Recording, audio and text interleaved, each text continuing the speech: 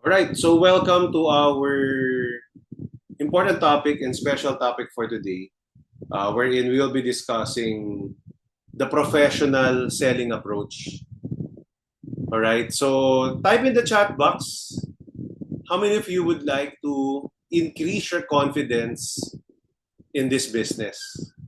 Now, type in confidence in the chat box if you want to increase your confidence in this business.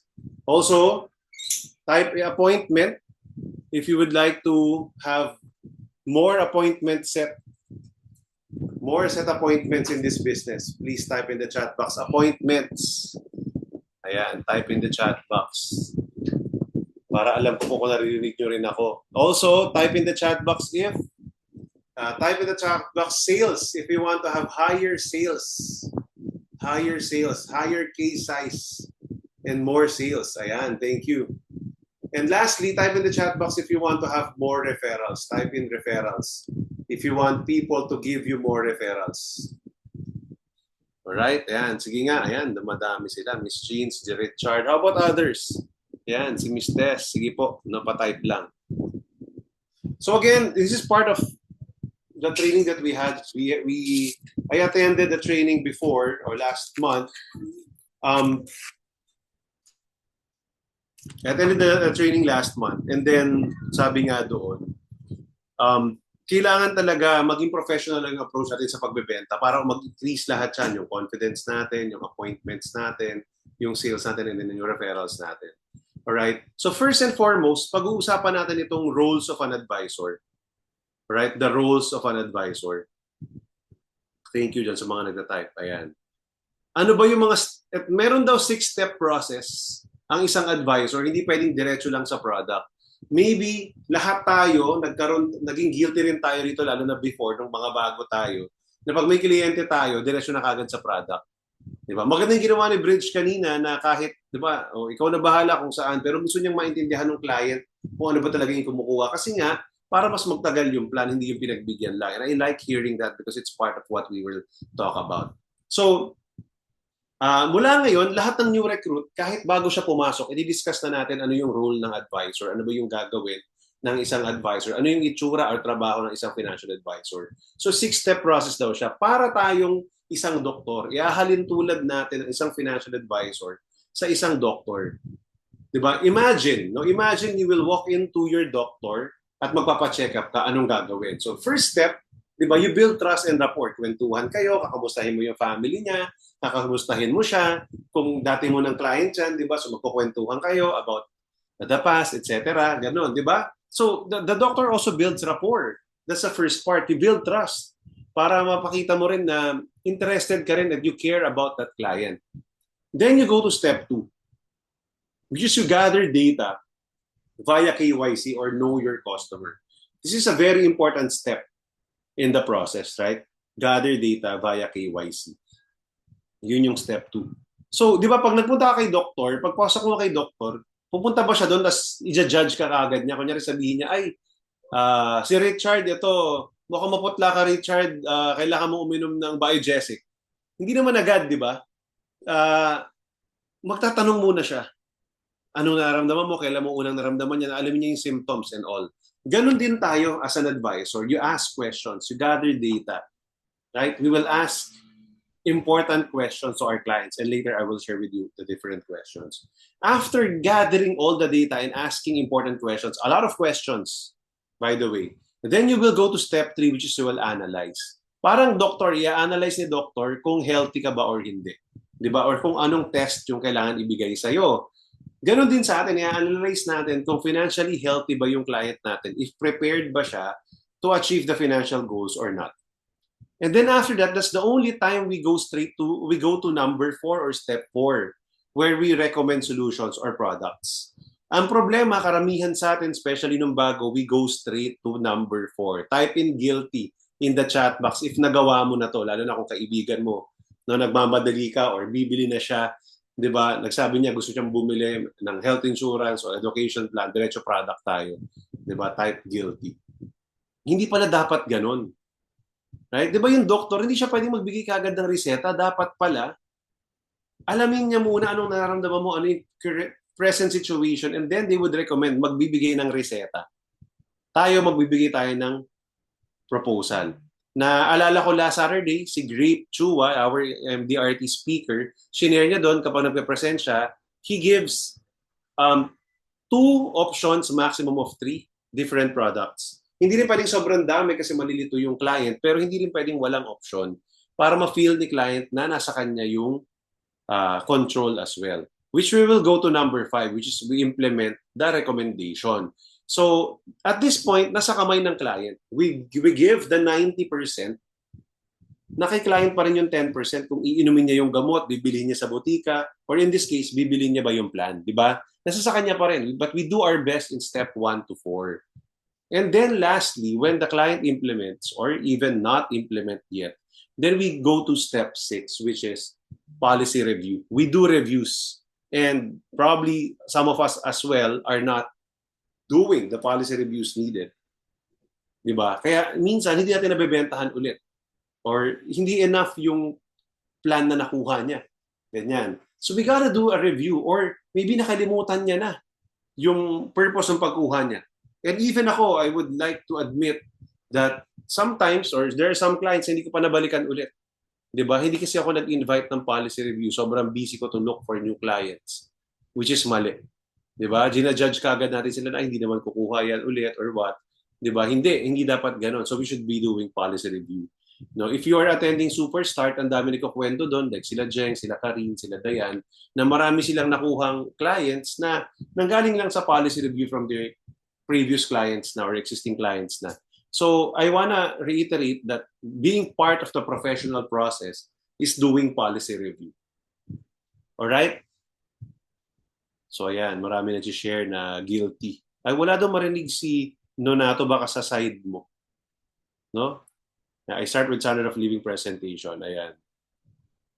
Sabi ni Carol. Alright? So build rapport muna and then gather data muna before you recommend solutions or the presentation. Dito yan. Alright? So later, let me discuss with you kung ano yung mga next step-by-step process. So I will discuss with you ngayon the professional selling approach. Doon sa core Mondays every Monday, and dito na rin ngayon sa Productivity Nights, I highly recommend, especially kung bago ka, if you're not yet an MDRT, do not reinvent the wheel first. Alright? Mastery before innovation. So meaning, ituturo ko sa inyo yung step-by-step process para ma-master ninyo. Pag ginawa nyo to, you would feel more professional, you will feel more confident, at definitely tataas lahat. Confidence, appointments, sales, and referrals.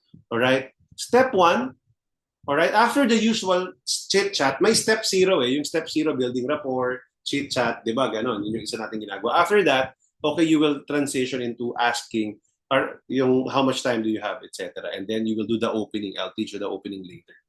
Then after that, you go to step 2, which is expectations and experience. You will ask the expectations, you will KYC based on what experience they already have in terms of life insurance. And then step 3 is you will present the 4 pillars with illustration. So pinag-isipan naming maigi kung ano magandang presentation ang gamitin. And naniniwala ako na ito yung pinaka-simple na madaling maintindihan ng client mo at madali mo ring maintindihan, pero very effective na in a way, malaki yung chance na bibili yung client mo at mas malaking premiums pa.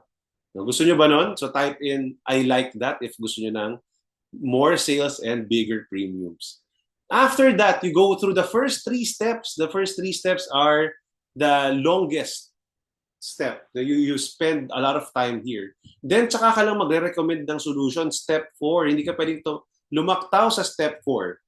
Alright? A lot of times, okay lang yan. Minsan nakakalusot tayo. Pero guys, kung gusto nyo tumagal sa business na to, makikita ninyo, sundin nyo po itong professional selling approach. And I will tell you why later. Alright? Again, recommendations and recommend solutions and closing. And then after that, you ask for referrals using the VIPS approach. Alright? Or the concept and system. So meron din po tayong script dyan. Ayan, marami daw gusto yon, no? Thank you. So punta na tayo sa next. Let me discuss to you the difference in selling approach. Right? There's a difference in selling approach wherein sometimes you use, a lot of times, we just use personal relationship. Lalo na sa kakilala natin, kaibigan natin, kapatid natin, parents natin, kamag-anak natin, even yung mga manliligaw natin, di ba? Gagamitin natin yung personal relationship na lang. Not professional selling. Kapag okay naman yun, nakaka-close naman tayo, ang problema, maraming hindi nagtatagal doon. Ang nangyayari, after 1 year, nawawala na sa business after 1 or 2 years. Bakit? Naubos siya na lahat ng personal relationship niya. Buti sana kung friendly ka, so mas magtatagal ka. But at the end of the day, hindi mo nag-grow yung market mo. Hindi ka nakakakuha ng enough and qualified referrals. Alright? Hindi sila bumibili ulit. Yun yung reason. Why? When you use the personal relationship approach, the thing that we used to do, people will just buy out of pakikisama or pinagbigyan ka lang. Diba? Or may hidden agenda lang. Yun nga, yun yung iniiwasan na Bridge, which is very good, Bridge. Thank you very much for doing that. Diba? Hindi pwedeng bibili lang out of pakisama, dapat naintindihan talaga nila. Usually, low case size. So, case size, hindi pala low cases size. Alright? Low case size. Usually, minimum or mababa. Alright? Mababa lang yung kukunin nila kasi nga pinagbigyan ka lang. Parang sige, para matapos ka na, ganyan. Or hindi mo dinaanan yung presentation. Talagang kukuha naman pero hindi niya na inintindi yung presentation. Shinortcut natin. Maraming guilty dyan. Kasi ganun din po ako before. Alright? So nahiya tayo or hindi tayo marunong pa gawin yung process. So, mahirap. Diba? So low case size lang nangyari. Less likely to buy again. So most likely hindi na ulit bibili kasi nga napresentahan mo lang tapos na. Out of pakikisama lang, gano'n, di ba? So tapos hindi niya naintindihan yung need niya, so hindi na siya bibili ulit. Parang okay, tapos na to para lang hindi ko na makausap si DJ or hindi na ako kulitin ni DJ, ganyan. And lastly, they are unlikely to give referrals. Most of the time, they won't give you referrals. Bigyan ka, ay sige, i-refer mo naman ako, DJ, sa mga kamag-anak mo or kailala mo. Ganun usually sasabihin natin, di ba? Sabi, sige, pag may naisip ako, pag may nagtanong. Ganun lang. Alright? Hindi siya enthusiastic na nagbibigay ng referral. Alright? So, ano yung dapat daw? We go to the professional selling approach. When you do this, I will guarantee you, again, I will guarantee you that your clients will buy based on need. Not out of pakikisama. So naintindihan niya na need niya yon and bibili niya dahil gusto niya. Di ba? Lahat naman tayo ayaw natin na nabibentahan. Pero gusto natin bumili pag gusto talaga natin yung produkto. Kaya nga nauso na yung online shopping ngayon. Di ba? Kasi no pressure, hindi ka kinukulit. Tapos bibili ka out of your own need. So ganun, lalo na sa panahon ngayon, empowered na yung mga kliyente. Hindi na yan magpapapressure. So dapat hindi na ganun ang approach natin. Alright? Your clients will buy based on need when you use the professional selling approach. Ito, again, I guarantee you, the case size will be 2 times to 4 times higher. Case size will be 2 times to 4 times higher. I'll share with you a quick story. Pre-pandemic, meron ako naging client. Referral to ng VIP client ko. So nagkakwentuhan kami. Nakatayo lang kami dun sa opisina ng VIP client ko. Kaya, so kwentuhan kami, ganyan. Tapos na-figure out ko, meron na ba siyang insurance? So meron na daw siya. 5 years ago, kumuha daw siya sa AXA. Tapos early this year lang, kumuha daw siya sa Sun Life. Sabi niya, o sige, magkano kinuha mo? Ay, 50,000 nga lang din yun. Sabi ko, bakit 50,000? Paano ka nag-arrive doon? Ginaya lang ng agent ng Sun Life yung kinuha ko doon sa AXA 5 years ago. Sabi ko, okay. Ayos Ganon, kinopya lang. Ganon. So, and when I use the difference, the professional selling approach, with the same client, ang nabenta ko, 420,000. Alright? Dahil hindi ko tinapatan yung 50,000 lang. Hindi ko siya ginudge na yun lang yung capacity niya. Alright? Hindi ako natakot na, ay, meron na siyang 2 insurance. So siguro, para pagbigyan ako, bigay lang ako ng minimum. Hindi. Alright? Dahil alam ko yung gagawin ko and kabisado ko yung process which we will be sharing with you, times 8 yung case size na bili niya sa akin. Alright? Another one, ito nga, yung VIP client ko na nag-refer. This client, meron na siyang insurance sa WFMA, yung sa 7th floor natin, sa 1 floor below natin. No? So ano sila, network marketing sila ng mga different insurance companies or other products. Tapos may hawak silang isang product ng BPI, ng AIA, yung Family Secure. Iba yung pangalan sa kanila, Wealth Secure yata. So nabentahan na siya before ako ng accountant niya. Parang 1 year before lang, ganyan. 120,000, 10,000 naman, 8 million coverage. VIP client to, 8 million coverage. Okay, sige. So, KYC, ganyan, ginamit ko itong approach na to. The same client got 800,000 from me sa kanya and sa asawa niya 800,000 din. So, 1.6 million. Alright? And then, nag-refer. Hanggang ngayon, nag-refer. Alright? So,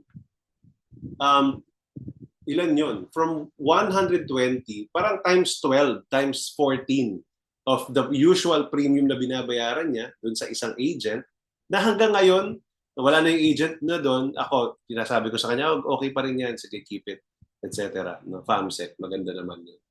Alright? Pero sa akin, 1.6 million. Doon sa kabilang agent, 120,000. Tama? Kasi, if you use the right way, the right way, you will get the right case size na need niya, based sa need niya, and based sa case size niya.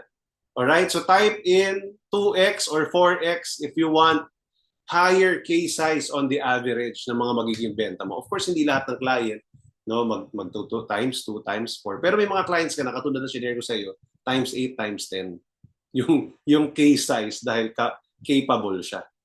Alright? Ayan. 2x, 4x, 4x. Ayan, tama. Diba? Yan yung gusto natin eh. So, apply nyo to. Number 3, highly likely to buy more than one policy. So, ito mga clients ko na to, dahil nga capable naman sila, with the right client, they will buy again and buy again and buy again if you do the right way. If you present the right way and inalagaan mo sila ng tama. Diba? So, more than one policy because naintindihan nila yung need. Naalala ko, meron ako another client. Ito, referral din to ng VIP client ko. Kumuha sa akin 400,000. Ni-refer niya yung asawa niya 240,000. Binentahan ko ulit after a year. Alright? And then just last year, if I'm not mistaken, kumontak, DJ, pinagalitan ako ng ate ko kasi ang babaw daw ng critical illness coverage ko. 2.5 million lang yung binigay ko sa kanya noon, Health Invest. So kumuha siya ng another 3 million na ACP. Alam mo yun? So, bumibili. Sila na yung bumibili kasi naintindihan na nila eh. Alam na nila yung mga needs and goals. So nakausap na lang sila ng ate niya. Kumuha na kagad siya kasi capable naman, di ba? May pambayad naman. Ganon. So, ayun. They will buy more than one policy. Gusto nyo nun? And then of course, most likely to endorse you. So again, I have clients who are just setting appointments for me as well. No? So, nagpapadali ng buhay, nagpapadali ng trabaho, ganyan. So, meron akong recent client, kinontak lang ako bigla, sir, kukuha na ako, ganyan-ganyan. Diba? So, bigla ganun. Naalala lang nila kasi again, kung tama yung presentation. Alright? So, type in G with the exclamation point if G kayo or game kayo using, to use from now on, the professional selling approach. No? Type in G in the chat box if committed na kayo to use the professional selling approach. Ayan. Kasi dapat talaga ganito yung approach natin, no? So, ang ganda nitong naatinan ko na training. Na-remind ako actually, tapos kinonsolidate ko na lang yung mga ideas and all. And ang ganda nitong explanation na to. Sabi pa ng trainer, kapag ito yung ginamit mo, personal relationship, or the usual style, para kang seller consultant. Di ba? Seller consultant. Nagbebenta ka talaga. Pag professional seller ka daw, professional selling approach, buyer consultant ka. Gusto niya talagang bumili. Buyer siya, naghahanap. Kinoconsult ka, anong maganda. Parang ganun ang dating. So, napaka-professional ng level kasi buyer siya, kailangan niya ng tulong, kailangan niya ng consultant. Ganun. So, you become a buyer consultant. Yan. Sige. Oops, wait. Hindi na muna tayo rito. Now, I'll go to our script. Right, we'll go to our script. Okay? Itong script na to, bibigyan ko kayo ng copy, you can download. No? So, gagawin ko ngayon, isi-send ko sa help desk. Lahat naman kayo nasa help desk, no? So, isi-send ko sa inyo yung PDF file, you can download and print it or open it in your iPad, etc. Bakit ang bagal ng Facebook ngayon? Kaya hindi ako makapag-send ng ano kanina ng link kanina Ayan, ito, help desk. Alright, ito rin yung ginamit namin kahapon kasi nga, I really prepared for this and we really created this script. And then, kaya saktong-sakto, tapos today din magagamit natin, di ba? Ayan, Core Mondays Professional Selling Script. Alright, sige. So, ganito po yan, no? Ang maganda rito, may system na. Lahat ng system ng Starbright, i-document natin. And it should be a plug and play. Ganyan. Lalagyan natin ng script, lalagyan natin ng tools that you need to use. That if seryoso ka sa business na to, all you need to do is aralin. Number one, you can do self-study. Hindi kailangan laging dito lang every Tuesday night. Dapat may other time ka to do the study and review. And then, of course, hopefully you apply because the best way to learn is to apply. Alright? So nandito yung framework, 5-step process, time, availability, and opening, expectation and experience, present the 4 pillars, recommend solutions and closing, and then ask for referrals. So let's go to our script.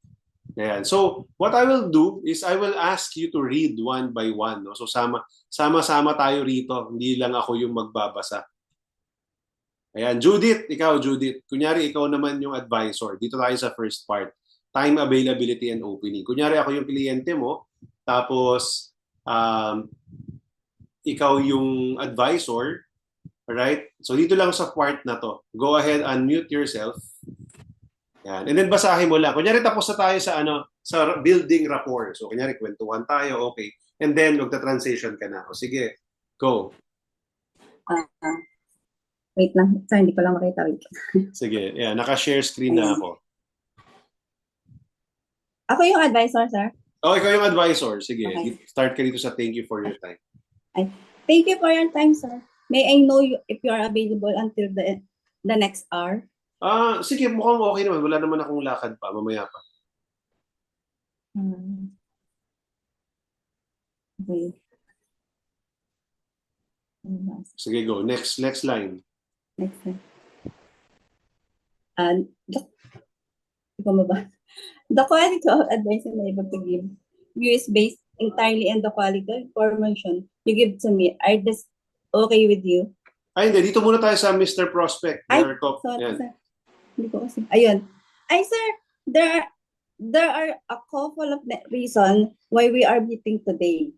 First is for us to see whether we are a good fit, if you will like me as your advisor, and if I will like you as my client.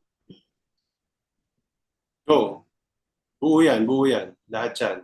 Second is that I will need to ask important questions about your finances and some personal information. The quality of advice I'm able to give you is based entirely of the quality of the information you give to me. Are this okay with you? Okay. Thank you, Judith. Good job, Judith. Alright. So, ida-dissect natin yung bawat script, no? Kasi hindi yan nandiyan dyan dahil trip lang namin. Alright. So, pinag-aralan tong maigi based on a different training that we got. And then, nilocalize na namin, no, pang Pilipino na. In fact, may mas mahaba pa yung script na yan. Binawas-bawasan namin yung ibang script. And then, iniwan namin yung mga important na hindi na talaga pa rin tanggalin. Alright? So, again, after the chit-chat and then the rapport, you ask for the time. Diba? Kung, okay lang, are you available for the next 45 to 1 hour? 45 minutes to 1 hour? Kasi kung hindi, kung pinag-usapan nyo, 20 to 30 minutes na lang. So, at least, you ask for that time frame. Diba? Alright, so it's very important. Huwag nyo nga aalisin to. By the way, babanggitin ko to lagi, mastery before innovation. Before nyo po baguhin yung script, mastery nyo muna. Kung hindi nga kayo awardee, or hindi kayo MDRT, hindi pa kayo MDRT, you don't have the right to circumvent or change the script. Sa totoo lang. No, masterin muna natin kasi ito na yung nag-work. Right? Yesterday nga, even si Karin, sinasabi niya, oo nga, parang guilty rin ako minsan na-skip ko yung ibang process. Pero I really realize maganda tong review na to. Kasi nare-remind ako na kailangan ganito. Okay? So, sobrang powerful ng opening. Kailangan malakas yung opening mo kasi dito sa part na to, you will ask permission. Type in the chat box, ask permission. Now, i-discuss ko sa inyo yung psychology ng bawat script. Alright? Kailangan you ask permission. Bakit? Later, kung during the presentation, how many of you are sometimes struggling to ask, sige, gusto kong sanang itanong magkano yung sweldo mo? Or, di ba, magkano yung expenses mo, ganyan. Magkano yung savings mo sa bangko? Yan ang mga investment mo ka na. Minsan hindi natin matanong. There are some advisors who cannot ask that. Kung matatanong mo, makakahingi ka na ng permission sa simula pa lang, wala ka na dapat kagatol-gatol to ask. You have all the right. So, ganun ang purpose niyan. Pangalawa, dito, gusto mong ipakita na, okay, hindi kita bebentahan kagad. Ang first purpose ko is gusto natin makita if we're the right fit. Kung gusto mo ba ako as your advisor, or magugusto mo ba ako as your advisor, and kung okay ka ba rin sa akin na client, kung match tayo, para maparamdam mo sa kanya na, oy, hindi ako nagmamakaawa sa iyo, ha? Parang ganon. Gusto nating makita if I can also serve you. Hindi naman sa ayaw kitang client, pero if I can serve you as my client for the long term. Kasi dapat talaga, guys, namimili rin tayo ng client. So this is subtly, we're telling the client, pwede rin ako mamili ng kliyente. Hindi ko ipagpisikikan yung sarili ko sa iyo. Alright? So parang sinasabi nga ni Bridge and Crazy kanina. So, yun yung purpose nun. We have 2 reasons why we are meeting today. So, basahin nyo yung script. Pwedeng i-reword ng konti, but this should be the gist. For example, instead of couple of reasons, there are 2 reasons why we are meeting today. First is to see whether we are a good fit. No, kung magugustuhan mo ba ako as your advisor, pwedeng taglish. Right? And masaserve ba kita as a client if you're the type of client that I can really serve. Alright? Second, is that I will need to ask important questions about your finances and some personal information. Kasi totoo naman, magtatanong ka, ilang taon ka ng, kuyari, asawa mo, may asawa ka na ba? May plano ka bang magkaroon ng anak in the future? I ask that eh. I ask those questions, no? We should ask that. Ilang taon na yung anak mo? Saan mo gusto mag-aral yung anak mo? Kailan ka magre-retire? In case you die, magkano gusto mo maiwan sa family mo? We ask personal questions. So, might as well ask permission at first. Alright? Yun yung purpose nun. That's why you say that. Tapos ito naman yung totoo. We are financial doctors. Type nyo nga sa chat box, financial doctors.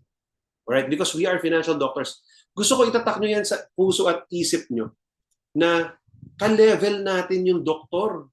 Hindi tayo agent lang. Kapag umabot yan, yung belief mo dun sa ganung level na ito, mataas yung professional ako. Alright? Hindi mo ko pwedeng tignan, maliitin. Na i-ahente lang, ganun. Pag umabot ka sa ganung level, people will also respect you. So dapat unti-unti, isipin mo na siya. So this script and structure will allow you to increase your confidence. Kaya sinasabi ko, di ba kanina, how many of you would like to increase your confidence? Pag sinunod nyo itong tuturo namin sa iyo, ma-increase yung confidence mo. Alright? So the quality of advice I'm able to give you is based entirely on the quality of the information you give me. Totoo naman. Di ba? Parang doktor lang yan. Paano ko masasabi kung ano yung sakit mo, anong gamot yung pwede kong ibigay kung magsasinungaling ka? Di ba? Kaya naman pa itong huling naramdaman, ngayon lang eh. Pero 5 years ago, meron ka na pa, tumaas na pala BP mo, something like that. Di ba? So you have to say that information already. Alright? And then you ask, okay ba sa'yo to? Alright? Pwedeng Taglish siya, but this is the English translation. Alright? We are financial doctors. So guys, nag-exam tayo at may license. Tama eh. Di ba? So bakit sometimes minamaliit natin porke ba nagbebenta tayo? But doctors are also selling their services. Di ba? Some of the doctors, they upsell, they sell, they recommend a medicine, alright? Or a food supplement, di ba? Ganon. So yung isang pedia namin, ganon, nagre-recommend ng mga different alternative medicines, no? Yun, tsaka mga vitamins. Di ba? So, we are always selling anyway. So that's the first part. All right? Thank you. Next, expectations and experience. Tawagin natin si Irene. Irene, baka nasa bahay na si Irene. Hello po. Ayan, go. Sige, maiksi lang to. Sige, so 2 questions sa expectation and experience.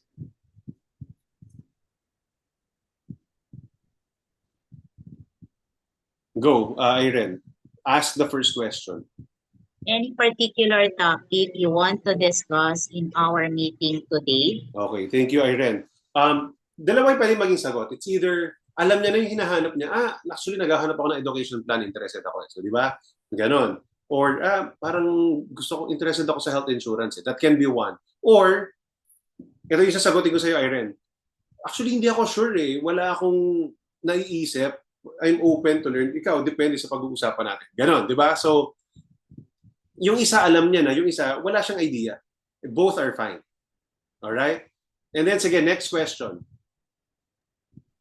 Is this your first time to talk to a financial advisor? Hindi, may nakausap na akong advisor, dito 10 years ago. In fact, meron akong VUL pero hindi ko lang natuloy. Alright? Diba pwedeng ganon? So, kaya yun yung, so thank you, Irene. Expectations, first, baka naman meron na siyang gustong sabihin or meron na siyang something in mind. So, alamin mo na kagad yun. So, hindi ka pwedeng, or mas maganda yun kaysa dada tayo ng dada ng kung ano-ano, di ba? So, malaman natin ano yung, nasaan siya. Parang, tinatansya natin yung temperature. No? We're checking on the temperature, nasaan na si client. And it's okay both ways. Alam niya or hindi niya alam. Alright? So, at least alam mo yun. But anyway, whatever sagot niya, we will still go through the same process. At least alam mo lang kung nasaan na siya. Number 2, ano yung experience niya? Does this person have a bad or good experience with a financial advisor? Or ano yung tingin niya sa insurance? Alam mo, hindi nga ako believer sa insurance. Eh. Ganyan, insurance, hindi nga ako naniniwala. Ganyan. So, again, these are the top 2 questions. Ibig sabihin, hindi lang ibig sabihin, ito lang yung itatanong niyo. You can ask further. So, kunyari, Irene, yun ang sinabi ko. Actually, hindi, meron ako nakausap na advisor 10 years ago. Kumuha nga ako ng VUL pero hindi ko natuloy. Anong next sagot mo?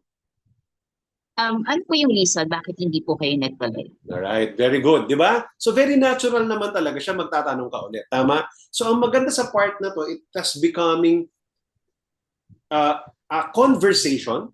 Kasi yun ang maganda, very natural. Pero at the same time, structured. Kasi minsan, sino sa inyo relate na minsan, may conversation kayo, nagkakwentuhan kayo, pero hindi mo alam nasa ang part ka na paano mo dadalhin sa presentation, di ba? Paano mo dadalhin sa product. Ganon yung nangyayari, napapahaba yung kwento, ganon. Hindi dapat ganon siya mangyari kung alam mo yung step by step. Eh. So okay, nasa step 2 ako, expectation. So okay lang yan. Tanungin mo, bakit hindi mo naituloy, ganyan, di ba? Kasi nagkaroon ako ng, parang syempre lumiit yung income ko. And then, hindi ko na siya nabayaran. Na-prioritize ko yung iba. Nag-decide ako, mag-invest ako sa iba, like stock market. Tapos bumili ako ng condo. Yun yung mga inuna ko. Diba? So at least alam mo na. Minsan naman may mga reklamo, kasi dito, sabi ng advisor ko, kikita yung pera tapos dito bumagsak lang naman. Ganyan. Diba? So at least alam mo na yung pain points. Alam mo kung paano ka papasok. Alright? Hindi sa'yo galit agad. Diba? So at least alam mo kung hindi ba believer ng insurance or believer naman, kaso ganito, di ba? Or talagang gusto naman niya insurance, kaya lang nagkaroon lang ng financial problem. You would know. You will able to gauge. Alright? So that's the second part. Sa second part, KYC part na to, nagtatanong ka na. Data gathering tayo. Data gathering. Gusto nating malaman, kamusta siya? Ano nga? Kailan mo naramdaman yung symptoms na yan? Di ba? Ganun eh. O, saan sumasakit? Ganon. Anong nararamdaman mo pag humihinga ka? Something like that. Alright? So, the doctors ask question. Dahil curious sila. Dapat tayo curious din tayo. Alright? Be genuinely interested. Type in the chat box. Be genuinely interested. Waiting to accept? Hindi yan. Wala akong bro, hindi tayo naka waiting room, bro. So, baka nasa maling meeting si Jervy. Ayan. Hindi na ako naglalagay ng waiting room ever. Alright? Ayan. So, alright. Sige. So, that's good ha. Sige. Next tayo, present the 4 pillars. Dito na ngayon tayo pupunta. Ito yung gusto kong i-master ninyo. Napakaraming pwedeng presentation. Pero gusto ko, ito yung masterin nyo. Pinag-isipan, pinag-aralan ko na rin over the past 12 years. Ang dami ko na rin na-try na presentation.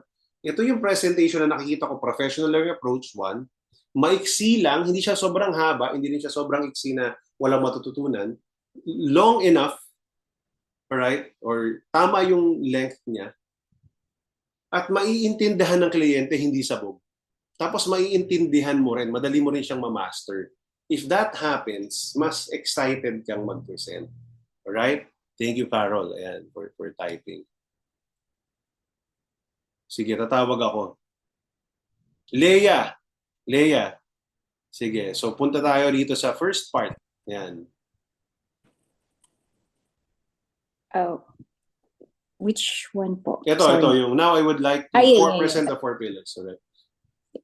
Now, I would like to understand your priorities. So, as your financial advisor, I help my clients with their financial future, and most of their concerns fall within one or two of the following areas of financial planning. Okay, thank you. Dito muna tayo. So ito yung first part, parang introduction. Okay. So gusto natin, ang goal mo maintindihan yung priorities niya at as a financial advisor, di ba, you help your clients with their financial future and most of that concerns, totoo naman, will fall in one or two of these following areas. Alright? So tsaka tayo pupunta rito. Usually, ito lang yan, 90%, at again, 90% ng clients ninyo, iikot lang sa apat na to yung goals nila na matutulungan mo. May mga other goals, wedding, hindi yan masasagot ng product natin. Bibili ng kotse next year or 2 years from now, wala tayong product para doon. Tama? Bibili ng bahay, hindi yun ngayon. Iba yung goals. Alright? Mas short-term goals yun, hindi yun natin kaya. Iba yung solution doon. And it's okay. It's okay. Alright? So, naisip ko, kaya talaga ito yung kinrate ko na product, na presentation. Ito lang kasi rin yung, kumbaga, very conversational siya. Natural siya. Hindi mo pinupush si client, pero at the same time, nakabox siya in a way na kahit anong itanong mo, yes ang sagot. At meron tayong product to address. Alright? So, si Neil also uses this, Miss Nina also uses this. May fifth goal yung estate planning. Maybe 95% of your clients won't need that kaagad. So, if you feel si kliyente mo, estate planning yung pag-uusapan, okay, isama mo yung estate planning sa 5. But majority, you don't need. Also, muna tayo rito. Ayan. So, the same to, no, ginawa ko lang mas simple. Yung itsura niya. I highly recommend, lalo na kung face-to-face, lalo at sa mga bago pa lang, gumamit kayo ng pen and paper. Alright? Either a bond paper, tapos pen or pencil. Bawat client, isang bond paper, you can do that. Or, I used that nung first year ko. And then nung second and third year ko onwards, hanggang bago mag-pandemic, I used a notebook, yung Catleya na spring, di ba? Bawat isang papel, back to back, isang client. Ganon. So doon ko isusulat yung mga notes ko about the client. Doon din ako nagpe-present. Ido-drawing ko tong matrix na to. Yung pati na yan or yung plus na yan.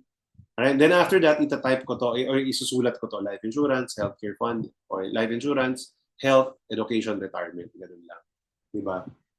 Ito lang kasi yung 4 major goals. May script tayo dyan, makikita nyo later. Or kung na-download nyo na, nandiyan yung script. Diba? Wherein, tingnan nyo yung life insurance and healthcare funding is are protection products. They are protecting what you already have. Yung income mo na meron na at pwedeng mawala pag nagkasakit or namatay. And ito naman, sa taas, accumulation. No, ginawa ko to para madali maintindihan ng advisor. Yung nasa taas, accumulation. Ito naman, wala ka pa, mag-iipon ka. Pag-iipunan mo, mag-accumulate ka ng pera to get that education fund or retirement fund that you need. Right? Accumulation. So, ganyan kasimple. We have 2 goals for protection. We have 2 goals for accumulation. And those are the 4 pillars of financial planning. Alright? You can take a screenshot of this. I will also share with you these slides. Now, kasi ganito pa din yung gawin. Kung naka-zoom kayo, just share this one slide. Just share this one slide. It's good enough. Alright? Tatanggalin ko lang yung step 3 na yan. No? So, just share this one slide. Alright? Kung gusto nyo ito, pwede rin to. No, mas colorful. Pero ako, yung mas basic, okay na rin. Di ba? Kasi mas basic, mas maganda eh. So, share ko lang tong slide na to. I will use the script. After that, I will put down the slides. Gusto ko, nakikita ko yung mukha ng client ko. So, naka-screen to screen lang kami. Ganun ako mag-present pag via Zoom. Alright? I want to understand. Doon din naman sa mga dati nyo ng kliyente at magpa-policy review kayo, you can also use this to further educate them and to further position the future sale. Alright? Kasi meron din akong policy review na Google Sheets that I use that also revolves around these 4 goals. Alright? In the future, tuturo ko rin sa inyo yun. Sa iba na ituro ko na siya sa Star Groups. Alright, and we can also do that review. It also revolves around these 4 goals bigly. So kada nag-review kami ng client, babalikan lang namin yun. Share ko sa kanila, naka-Google Sheets kami, pareho. Asawa niya, ganyan, buong pamilya niya, ako tsaka si Carla, naka-share kami doon. So, yun, anytime na magre-review, we have visibility both. Di ba? Ayun. So, ganun siya ka-important. So, susulat nyo lang yan. Alright. So, now let's go to the script. Leia, ikaw pa rin, no? Tapos natawag ako ng kliyente, merong kliyente. Kunyari si Len. Len, pa-unmute naman. Client ka lang, client.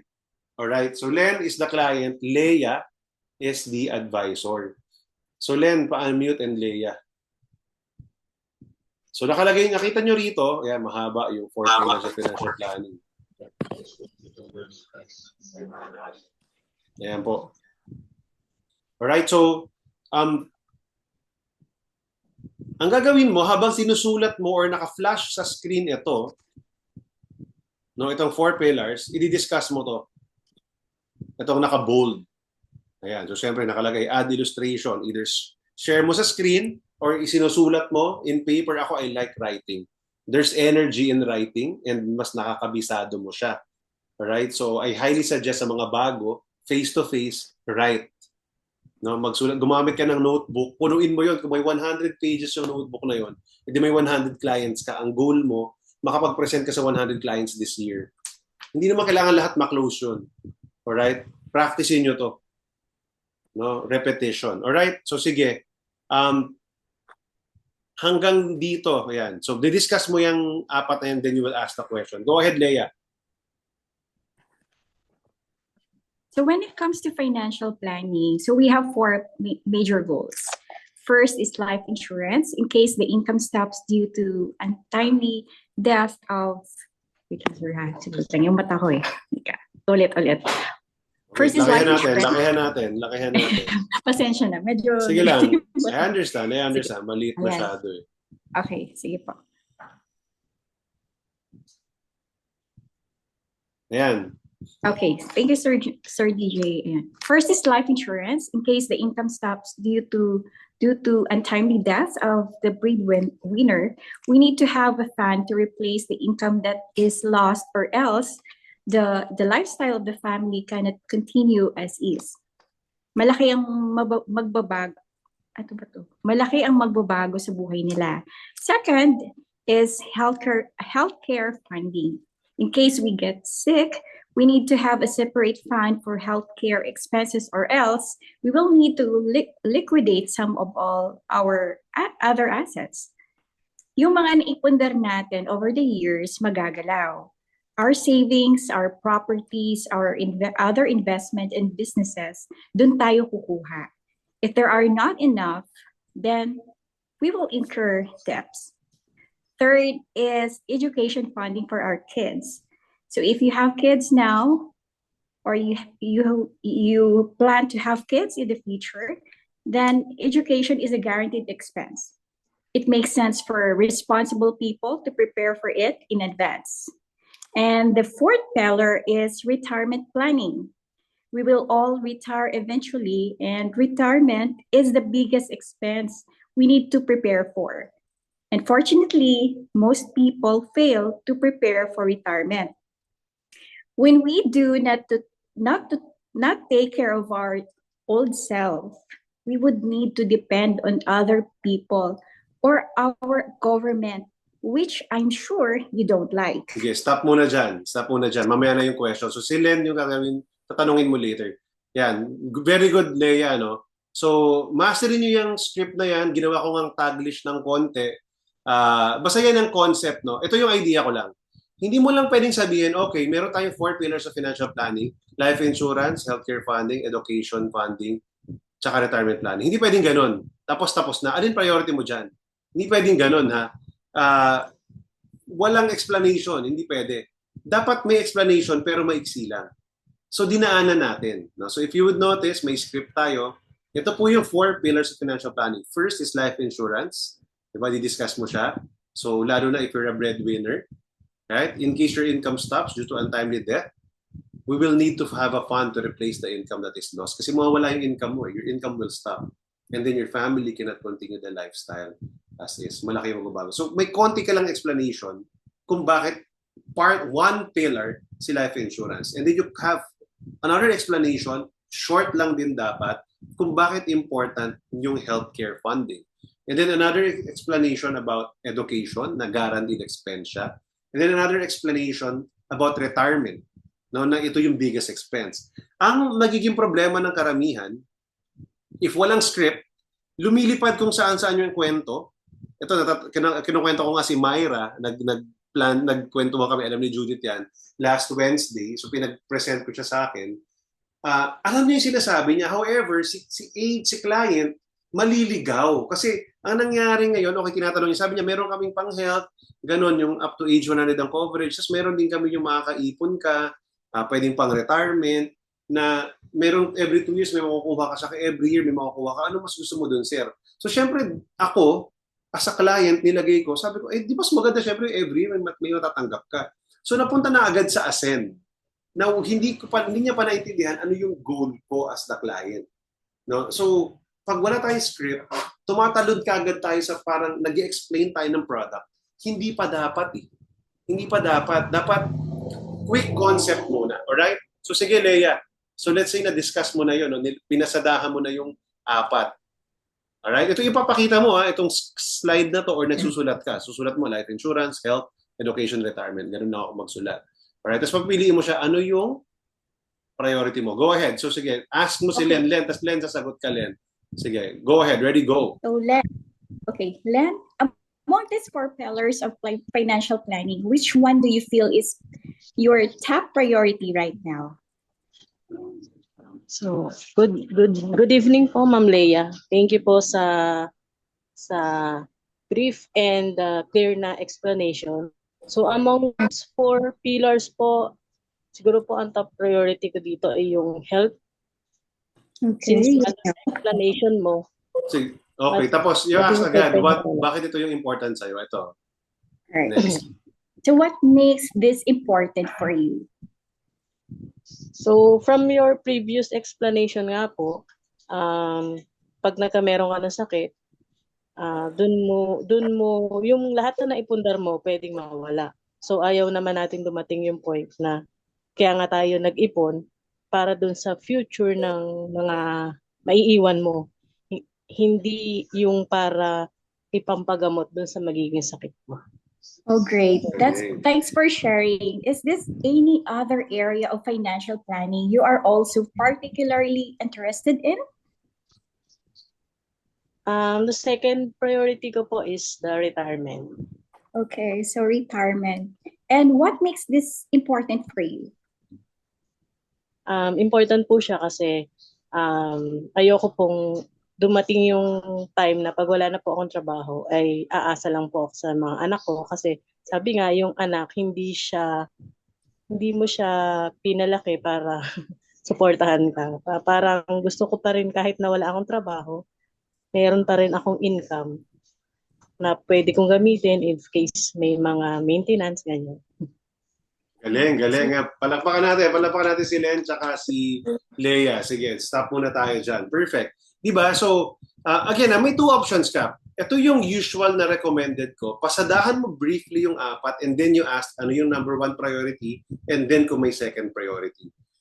Sometimes I also do this. Kung mas mahaba yung time ko, pwede ko nang i-KYC bawat isang question. So, life insurance, sige, tapos tsaka na ako magtatanong isa-isa.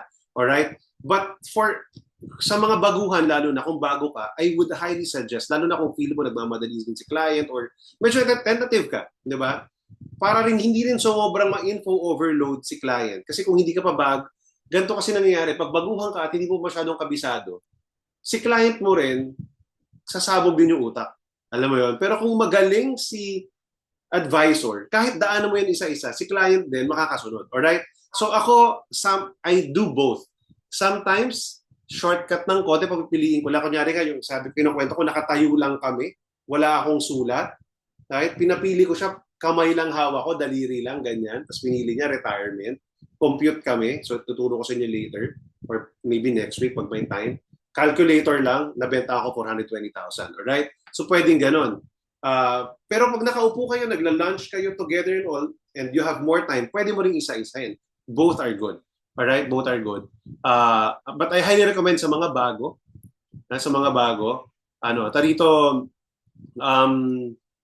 tarito, i-discuss mo briefly yung apat, papiliin mo lang muna siya. Okay? Sige, thank you. Ayan, galing perfecto sa akin para hindi tatagal lang discussion at maligaw ang topic. Tama eh. Kasi for ganito guys, habang bago pa kayo, ang nangyayari kasi naliligaw yung kwentuhan. Naliligaw eh. Sa aming matatagal na, kahit saan kami magkwentuhan, medyo tumagal ng konti, okay lang kasi nababox na namin ng tama. We ask questions clearly, mas nadidiscuss din namin ng maigi, so okay lang. Pag mas bago, pasimplihin natin. Maniwala ka, keep it simple. Clients would like it. Kasi hindi lahat ng clients din sharp din, hindi nila maintindihan. Or maybe baka tayo rin kasi yung hindi clear magkwento. So lalo hindi maintindihan ng client, diba? Either or, mas risky to talk about too much. So it's better to discuss briefly and then pag-usap mo one or two. Alright? So sige, balik ako sa sharing ng script. Guys, ayan, yung script na to, kabisaduhin nyo. Kabisaduhin nyo. And mastery before innovation. Mula today, buong Starbright as much as possible, except probably the MDRTs, they have the leeway. No, kasi nabuwork na yung ginagawa nila. But you're still free to do it. Lahat tayo, sundin natin yung script. No, para ma-improve po natin. Kumbaga, proven na po ito, gumagana. Ba't po natin babaguhin, di ba? Now, if you're so master na about na dito at nagwo-work na, then you can, baguhin mo ng konti. Pero for me, na-figure out ko na parang ito yung pinaka-simple for everyone, for me and the client. Alright? So after that, ito yung question. What is the budget range you have in mind now for these plans? May two things din. Pwede mong itanong na to, pwede rin hindi. Depende sa kliyente. So, kasi again, yung script na to, pinagtulungan namin ni Grace Recomite. Alright? So some of the script galing sa kanya, dati na, and then pinagsama namin. And of course, I see na may mga points din. Right? So ako depende. Pag nararamdaman ko yung kliyente naghahanap ng mura, ganyan, di ba? Or galing online, hindi ko masyadong ma-screen maigi or hindi ko feel na masyadong malaki yung sahod niya. Okay, tatanungin ko ng budget. How much annual premium yung nakikita mong pwede mong i-allocate? Yung maluwag lang, hindi ka masyadong maghihirapan. Ganun. Right? So ganun.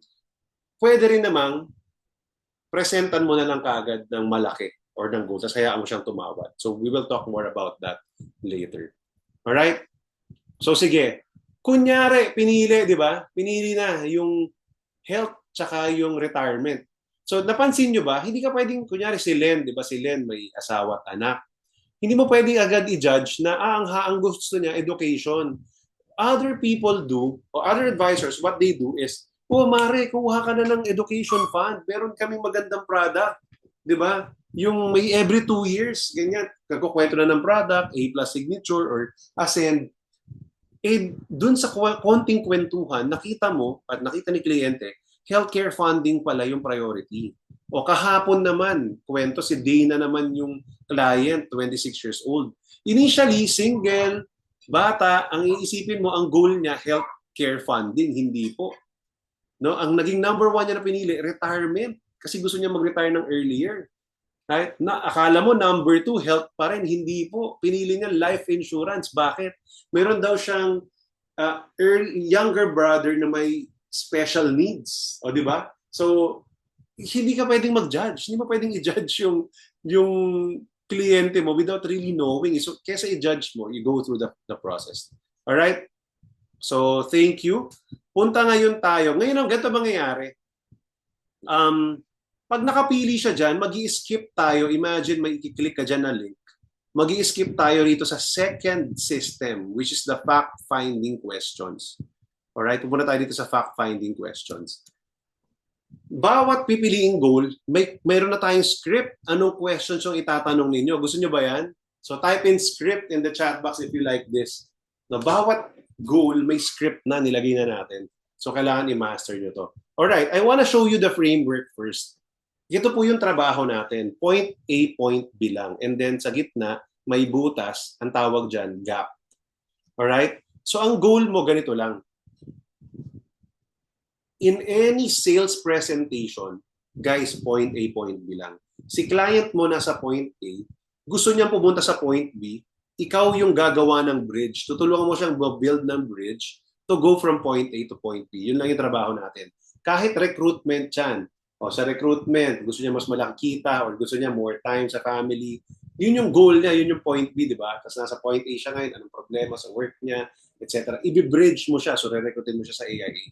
The same process. Ganon din po sa selling. Di ba? Sa selling, kailangan mo maklarify yung goal ni clients. Okay guys, ito yung goal natin. That's the reason why we ask questions first. Wala tayong product na pinag-uusapan pa. Again, do not skip to the product section. Huwag kang maging guilty na naman. Right? Pag sa goal mo, ang goal natin, maintindihan ni client yung goal niya at maintindihan mo as the advisor yung goal ni client. Alright? Ulitin ko. You will ask questions so that si client maging clear sa kanya or maintindihan niya yung goal niya, maging clear. Mas maganda yung term na maging clear sa kanya yung goal niya. And then ikaw naman as advisor, maintindihan mo yung goal niya para alam mo kung paano mo siya tutulungan. Alright? Kasi a lot of times, the client even don't understand their goals. Hindi nila alam. Akala nila okay na sila sa point A. Hindi nila na-realize, oo nga pala, teka lang, paano pag tumanda ako? Saan ako kukuha ng pera? Paano pag nagkasakit ako? May savings naman ako, okay naman. Hindi pala pwede yun kasi yung savings ko, naka-allocate para sa retirement ko or sa education ng kids. Hindi ko dapat ginagalaw yun for health. Tama? Akala nila okay na sila sa point A. So ang goal natin is to paint the picture of point B. Maging clear siya na yun ang goal niya at magustuhan niya yun. Okay guys, kaya hindi confident si agent, si advisor na magbenta at mag-offer kasi hindi mo naiintindihan yung goal ni client. Si client naman kaya hindi excited bumili. Kasi hindi clear sa kanya yung goal niya, yung point B. Hindi niya alam bakit siya bibili. Hindi niya naintindihan na need niya pala yun. Alright? So, point A, point B lang to. Laging ganun. Alright? So, start with point B. So, Leia, dahil ikaw ang napili kong advisor. Alright? So, ikaw pa rin ang advisor. Ang client, for example, pipili tayo ng ibang kliyente. Si Jervy, yan, yung pamangkin. Jervy, yan, ikaw naman yung client. Kunyari, healthcare funding din yung priority mo. Sige. So, sige. Leia, go. Okay. So based on studies, we will need Wait. Una muna rito. You said po. your priority. Sorry naman po. Sorry. Ayan. Sabi So, mo, you yung said- priority mo, di ba? Go. Sige. Sige. Yeah. So, ang sabi mo, Jervy, yung priority mo sa ngayon is yung healthcare funding. Right? Sige, Si kunyari, Jervy. sumagot na siya. Okay. Sige, kunyari. Sige, Jervy. Ayan. So based on studies, we will need at least between 1 million to 10 million for healthcare funding. So in case we get sick, our income will stop and we need a separate source of funds to get well and replace the income that will be lost. Having a dedicated health fund will ensure that you focus on getting well instead of thinking of where the funds will come from.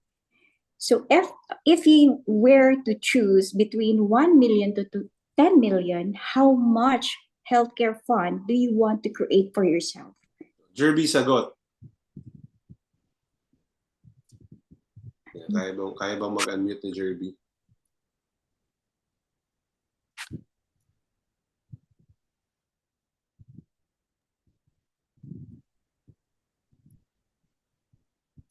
Jervy, nandiyan ka ba? Hello? Balik na lang tayo kay Len. Sige, dahil mukhang baka hindi accessible kay Jervy. Go, Len, since ikaw naman ang client kanina. Tanong mo ulit yung if you were to choose. Go. Okay.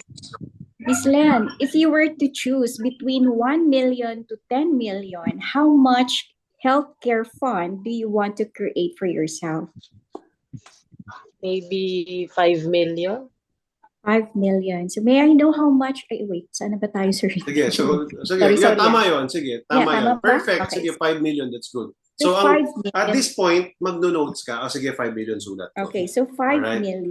Okay. So may I know how much health insurance you currently have? Ilagay mo yun, this includes critical illness coverage. Sama mo yun. Okay. Sorry.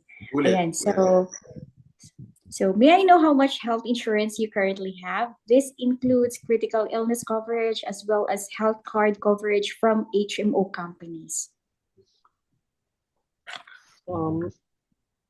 Sa ngayon, maliit pa lang po. Nasa mga 1M pa lang. Okay, so 1M. Okay, that's good. And then may HMO kayo? Yes po. Magkano yung coverage? Magkano yung coverage ng Yeah. HMO? Nasa 200 po yata. Okay, Not so sure. 200,000. Yung sa health insurance mo is 1 million? Yes po yata. Okay, and then your HMO is 200,000, right? Yes. Is that correct? Okay. So, yun. Right, So since sige. you're- Okay, Wait, sige. Ako po. muna, no? So pag Sige meron, po. nakalagay dito, no, yung mga naka-italic, ano yan, parang suggestions or mga notes. Nakalagay, if the client already has bought health insurance for herself, acknowledge her for being responsible. Sabi mo, very good, no? Buti na lang. So be more interested. Ay, yung 1 million critical illness coverage din yun. Anong company? Ganyan, di ba? So be more interested. And then, alam mo, ang galing mo, buti na lang nakapag-start ka na ng 1 million. Very interesting, no? Na meron ka na, no? Tapos gusto mo pang magdagdag, gano'n. Kasi nga, ang sabi mo, 5 million, gano'n. So, make them feel good talking to you. Kasi hindi, ang binabanggit nga natin, marami tayong nakakausap or yung kliyente natin nakakausap. Puro mga negative people. Bakit ka kumuha niyan? Ganyan, di ba? Di ba? Puro negative ang tao sa labas. So, be that positive person. So say, alam mo, ang galing mo, buti na nakapag-start ka ng something. It means talaga you're very responsible. Naintindihan mo yung importance na merong critical illness. And then, kausap mo pa ako ngayon. So, ibig sabihin talagang gusto mo pang mag-improve yung financial planning mo. Ganon. No? And then, tsaka ka pupunta dito sa GAP. Sige, go ahead, GAP. Ayan. So since your goal is 5 million. No? Dapat ang 5 notes ka, di ba? billion. Go. Since your goal is 5 million and currently you have already 1.2 million Tama. coverage, we identify that there is a gap in your healthcare funding goal. Ano ba yung sabihin ko dito? Of 3.8 million. Kasi 5 million minus 1.2. Okay. So Alright. 3.8 million. Okay, thank you, Leia. Okay, babalik tayo rito. So, kung ako nasa papel, mag-drawing ako ng point A, point B. No? So, gagawin ko, pag tinatanong ko yung goal niya, nagtatanong ako ng goal niya, magkano yung goal mo? Between 1 million to 10 million, how much health insurance, healthcare funding do you want to have? Sabi niya, 5 million. Ilalagay ko dito sa point B, 5M. Yun ang goal niya. Alright? Tapos, ano na yung mayroon ka sa point A? Ang gagawin ko, nililista ko, may 1 million ka critical illness Sun Life. Alright, ano pa? 200,000 HMO. Meron pa ba? Sulat muna, di ba? Wala na, add mo siya 1.2 million. Alright? Can everyone visualize what's happening? Alright? And then after that, ima-minus mo yun. Itong gitna, tandaan nyo, itong gitna, yun ang hanap natin. Gap. Ano yung gap? Ano yung kulang? Ano yung gap? So, 5 million, point B, minus 1.2 million, point A, 3.8 million. Kaya hindi ka dapat ma-intimidate or matakot pag sinabi ng kliyente mo, meron na akong insurance. Most of the time, 99% of the time, I guarantee, may gap. Alright? 99% of the time, merong gap. So, meron siyang goal or gusto niya, want niya, ito yung meron siya ngayon. Alright? Kung totoo yung information na sasabihin niya sa'yo, parang doktor, hindi mo rin naman masasabi kung totoo. Pero most of the time, di ba, totoo naman, the right client will say the correct information. Makikita mo yung gap, 3.8 million. Sulat mo rin dyan, 3.8 million, tapos pwede mo bilugan. Ito yung gap mo. Ang goal mo, 5 million. Goal natin, 5 million. May 1.2 million ka na. Meron pa tayong gap na 3.8 million. Okay ba yun? Leia? Yes, Are okay. you learning? O sige, punta naman Yes. tayo sa retirement. Medyo mahaba yung retirement. Pero sige, go. Yan. Kunyari, number 2 priority naman niya yan. Go. So I want to ask you this, between the ages 55, 60, or 65, at what age do you want to retire, Ms. Lynn? 60. Alright. 60. So, teka lang ha. So, kaya nakalagay dyan, again, minimension ko ito bila kahapon din. Kaya na tayo naglagay dyan ng multiple choice options. 55, 60, or 65. Guys, gagayahin nyo to, wag nyo itong i-skip. Kasi pinag-aralan ko na rin itong maigi. Marami ako naging kliyente, lalo na pagbata, pag ang goal retirement, sasabihin niya, kunyari si Dana 26, gusto ko mag-retire ng 35 or 30, ganun. Kasi di ba, sino ba talagang ayaw mag-retire ng bata? Kaso ma-stuck ka doon, ma-freeze ka, wala kang product na, di ba, 4 years lang or 10 years lang. Even 15 years, hindi ka pa masyadong sure. So, para hindi ka ma-stuck doon, hindi ka ma-freeze doon, hindi ka ma-caught off guard, maglalagay ka na ng multiple choice questions. Akala ni client siya pumipili, pero technically ikaw pumili. Kasi whatever piliin niya dyan is really a retirement goal. Alright? So, kaya yan yung script na yan. So, 60 daw ang sagot. Alright? So, pwede mong sabihin, when you retire at age 60, go ahead. Okay, Miss Lynn, when you retire at age 60, how long do you want to enjoy your retirement? May question pa. Right, 10, 15, or 20 years? Ayan. Siguro blessing na yon if umabot ng 15 years.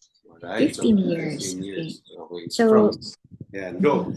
okay. So, Miss Lynn, let's imagine you having a dignified retirement. So, how much monthly income will you need for your basic needs and some entertainment? Diretso ba, sir? Tuloy. Yeah, kasama yung let's Yes, assume sorry. that you have fully paid all. Okay. So, let's assume that you have fully paid or your plan or your loans. Hanggang dyan lang muna. Sige, go. Sige, Len. How much monthly income kailangan mo pag nag-retire ka? Siguro po mga 30 to 50. Kasama na yung maintenance, if ever. Sige. So, Leia, 30 to 50 daw. 30 to 50,000. Okay, so you want to have a 30 or 50,000. Ano ba to, sir? Ganito ko gagawin yan. So, very good, no? So, nakapansin mo na medyo, parang anong gagawin ko. Ayan, ganito ko siya gagawin. So, okay ba? Gawin na natin 50,000, di ba? Piliin mo na yung malaki. Alright? So, gawin na natin 50,000 para at least may mga, di ba, may mga matitira pa, ganyan, etc. Alright? So, use 50,000. Okay, so use this. Okay, so you want to have 50,000 per month as minimum retirement income. Go. Okay, so you want to have 50,000 per month as minimum retirement income. Multiplied by 12, it will be, magko-compute pa ako, sir, saglit lang. Sige, 600,000 per year. 600. Sige. Yung calculator ko. Sige, ako na magsasabi ng sagot. 600,000 per year. Ayan. Okay. Ano ba ako? Sige, multiply it by 12. Go. Multiplied by 12, it will be 600,000. 600,000 per year. Multiplied by this by 15 years. 15 diba? So, dapat years. nagno-notes ka. Diba? Dapat may drawing ka na, 15 years yung gusto niya. So, yun ang i-fill in the blank mo dyan. Alright? Alright. So, okay. 600,000 diba, multiplied by 15 years, you will need 9 million to. Go. Okay. Sige. Ayun, saan na ba tayo? You will need You will need 6 million to enjoy 9 or million. 9 million to enjoy your retirement for 15 years. Yan, tama. Alright? So, klaro ba? So, nakomputa na natin siya. Balik tayo rito. Sa point B, kung nagsulat ka niyan, matatype mo rito or masusulat mo rito, 50,000 per month times 12, 600,000 times 15 years, 9 million. Yun ang goal mo. Alright? Okay. So, nakalagay rito sa notes, and again, ito, depende sa inyo, nakalagay rito, you can estimate the amount considering some inflation, but not too high so they won't get discouraged. So, kung feeling mo yung 50,000 enough na, hindi na masyadong maliit, pwede mo nang hindi inflate yun, baka kasi ma-discourage si client. Pag nalilitan ka naman doon, feeling mo, parang masyado siyang maliit. Katulad doon, yung 30,000. Nag-suggest na ako na, sige, gusto mo gawin natin 50,000 na para masusubstantial naman yung maipon mo. Ganon. Alright, pag masyado nang malaki, like kahapon ang sagot ni Dana sa retirement, 200,000. Okay na yung 200,000, wag mo nang taasan yun, di ba? So dito, medyo may kailangan ng konting practice kung ano yung amount na gagamitin mo. But you just need to use calculator. Don't worry, yung retirement yung pinakamahirap computin. Pero kailangan mo lang i-practice. Ganun lang naman, ilang per month, times 12, yun na yung per year niya, ilang years nang sabi niya, yun ang goal. Alright? And then after that, point A. Sige, go next. Ayun. So what investment or financial products have you started with the clear purpose of allocating funds for your retirement, Ms. Lim?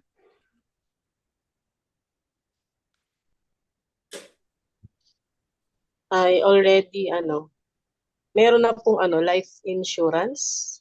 Okay. Life insurance. Yes po, yung all-in-one. Okay. How much is your life insurance? Okay, teka lang, wait lang. No? So ganito Ay, yan. sige po. Alright, ganito yan. Okay lang yan, okay lang yan. So, most clients, ganun din yung magiging sagot niya. Now, pwede mong sabihin, alright, maganda yung all-in-one. Kunyari, hindi mo alam kung anong product ng ibang company. Ano yung mga coverage yun? Pang-retirement talaga siya. Kailangan mo i-clarify, Kasi ito yung tanong. Ano yung mga investments mo or financial products you have started na ang sole purpose niya, pang-retirement talaga? Ganon. So, kunyari, meron siyang education plan, hindi yun kasama. Yung all-in-one is a life insurance, wala yung retirement. Diba? Hindi yun pang-retirement kasi life insurance up to age 100. So, kailangan mo i-clarify ay, okay, sige, baka life insurance. At hindi yan talaga pang-retirement. Kasi yung purpose ng retirement, withdrawin mo when you retire at age 60. Di ba sabi mo, 60 ka magre-retire. Alright? Gagamitin natin yung pera na yun. Ganon. So, pag sasabihin niya, ay hindi, baka no, pag by that time, hindi ko na kailangan ng insurance, withdrawin ko yung cash value. Okay. So, alam niya yung sagot niya. Tama? Pero kung hindi ganoon ang purpose, hindi mo yan ibibilang sa point A. Okay? So, dito ang posibleng maging sagot dito, guys. Meron akong paupahan na house and lot. Di ba? Pwedeng ganon. May apartment kami. So, pwedeng pang-retirement dyan. Okay, sige, very good. Okay yun. Ano pa? Meron akong stock market. Meron akong mutual funds. Meron akong pag-ibig MP2. Ganyan. Dito talaga sa part na to, medyo marami kang may encounter depende sa client. Matututo ka rin, guys. Matututo rin kayo, guys. No? So, just ask this question. Huwag kayong matakot na hindi nyo ma-close ka agad. Ang mahalaga dito, lalo na kung bago kayo, matututo kayo. Kasi you will figure out may mga different investments. Like si Allen, nung kausap ko, nagko-co-op siya. So, naka-invest siya sa kooperatiba. So, okay, yun yung, di ba? May ganung may ganung mga investments. Yun. So, yun, pang-retirement ko yun. Okay. Pero kung hindi yan pang-retirement, gagalawin mo rin yan. Kunyari, pang-travel mo or what. Okay, hindi pa yan natin pwedeng bilangin dito. So, this point A, tandaan nyo itong drawing na to, sobrang important. Point B, 9 million. Point A, kung wala talagang solely for retirement alone, hindi mo isusulat dyan. Pero kung alam ni client, pang-retirement dyan, isusulat mo siya. Bakit natin important itanong yun? May ilang clients, maliit lang siguro na percentage, baka 5% lang. Alright? Baka may ilang clients na maaring mas marunong sa'yo. Meron akong mutual fund, pang-retirement ko na yun. Or nag-i-invest ako sa stock market, hindi ko ginagalaw. Naglalagay lang ako 5,000 every month, cost averaging. Ganyan kayo maririnig, no? Marunong sa pera, sa investment. Okay, pang-retirement. Huwag kayong matakot. Kasi i-compute mo yon 9 million, kahit may 1 million or 2 million siya. Sabihin niya, may retirement ako makukuha sa company. Magkano po yun? 3 million. Sige, lagay po natin dito 3 million. Ima-minus mo yun. Isusubtract mo yun. 9 million minus 3 million, may 6 million ka pa rin. Alright? Kaya guys, pag nakabisado nyo tong process na to, the confidence will really be higher through the roof. Kasi kahit anong sabihin ni client, kulang yan. Maniwala kayo. Kung meron mang isang, kunyari, life insurance or health insurance na lang, gusto niya lang 2 million, meron na siyang 2 million. Ito yung possible na puno niya na eh. Alright, sige. So, pwede mong sabihin, okay, wala na tayong gap sa health insurance. Next na tayo. Meron man siyang isang ma-check dyan, most likely sa iba, hindi pa. Meron akong kliyente, kaibigan ko, business partner ko, education planning. Hindi niya kailangan ng education plan kasi yung kuya niya, 10 years older than him, may-ari ng power plant, no? Mayaman pamilya, pero yung kuya niya. So ang share niya doon, yung kuya niya yung nagpapaaral sa lahat ng anak niya, di ba? Ganon, sa college. So, tarito, wala siyang problema sa education funding. Hindi niya kailangan to kahit may anak. Okay lang. Alright? Kasi may healthcare fund pa, may retirement fund pa, di ba? So kung kabisado mo to guys, hindi kayo matatakot.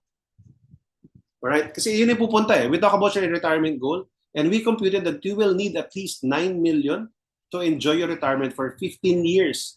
Lahat ng sasabihin nyo rito, ay ilalagay nyo rito, sinabi niya na. This is considering that you will spend about 50,000 per month when you retire. Basic needs plus konting entertainment. As of today, you already have around, let's say, 200,000 sa stock market. Right? Pwedeng lumaki probably hanggang 400,000, madoblo mo yung money mo. Sige, let's say 400,000. Diba? Estimate na lang to, masasanay din kayo for your retirement. We can now identify that the gap we need to fill your dignified retirement plan is 9 million minus 400,000, 8.6 million.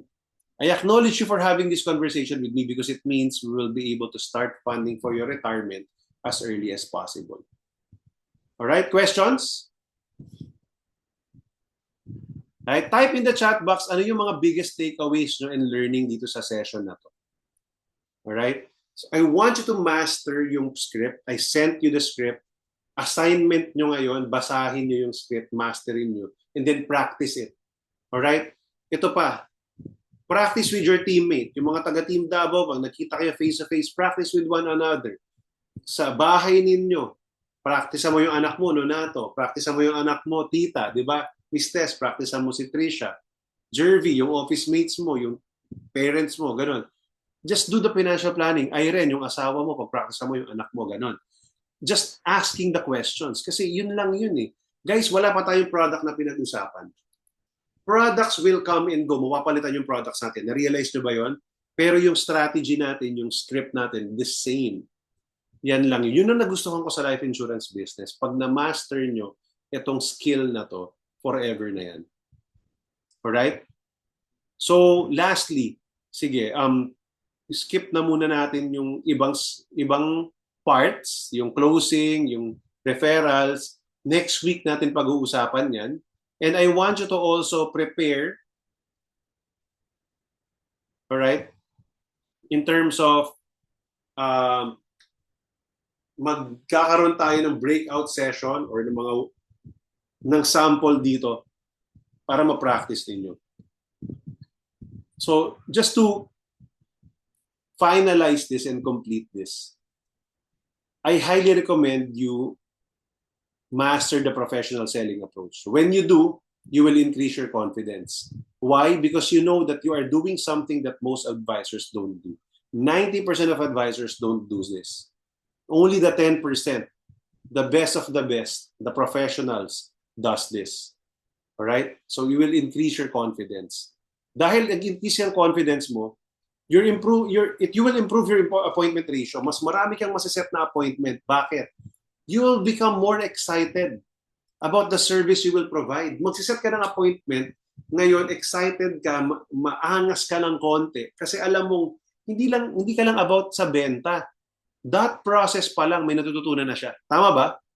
Do you realize na doon pa lang sa process na yun, natulungan mo na yung kliyente mo magkaroon ng clear goals?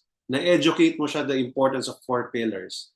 Right? Na-compute nyo magkano yung goal niya. Na-compute nyo magkano yung gap niya. At para saan ba yung meron siya existing?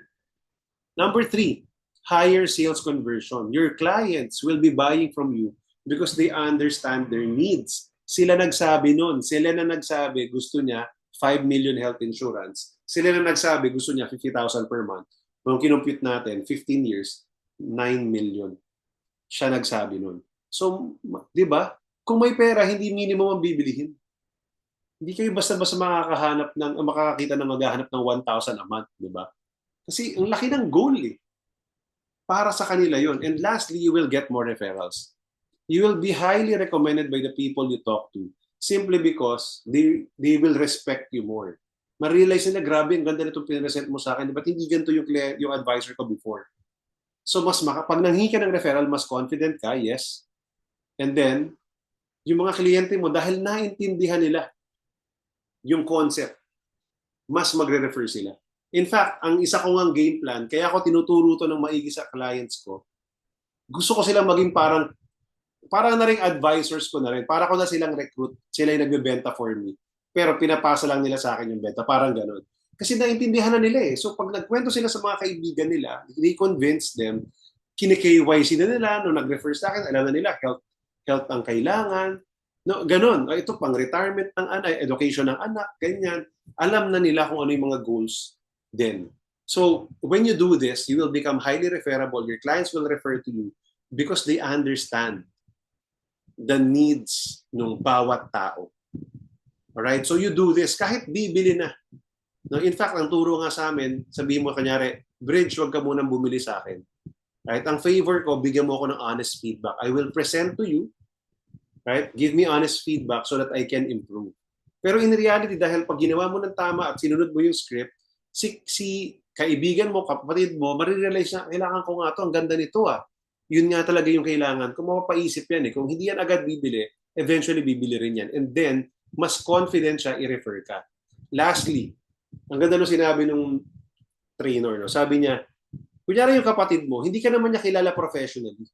So hindi niya alam yung capacity mo, capability mo, kung gaano ka kagaling.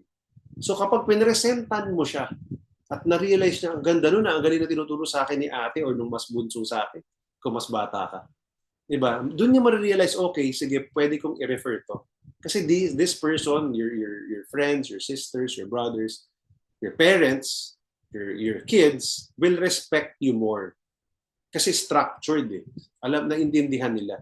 So, umikot ka lang dun sa 4 pillars na yon, and then yung A, B na yon, A to B na yon. Right? Dun ka magdo-notes. Point B, point A, nagko-compute ka lang. Right? And you will figure out ano yung gap. Okay? So, type in the chat box, paki-type po ano po yung, paki-comment ano po yung inyong biggest takeaway.